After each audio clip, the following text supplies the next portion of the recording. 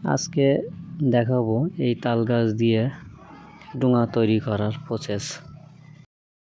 বাংলার ঐতিহ্য সেই ডোঙার তৈরি করার যে প্রসেসটি আমরা দেখতে পাচ্ছি, দুই পাশ দিয়ে সুন্দর করে দড়ি দিয়ে দাগ টেনে নিয়ে, যেন এক পাশ ছোট বড় না হয়, তা নাহলে একটা ডোঙা ছোট একটা বড় হয়ে যাবে।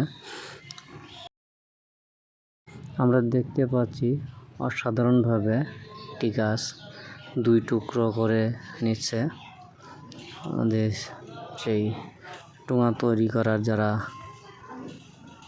অসাধারণভাবে করতেছে। দর্শক, আপনারা দেখতেছেন যে এই গাছটা যতটা সুন্দর দেখা যাচ্ছে ততটা সুন্দর না, কারণ গাছটা অনেক পরিশ্রমী গাছ। এটা আরও একটি জিনিস জানাতে আছে, এই তাল গাছের কোনো কিছুই বাদ যায় না।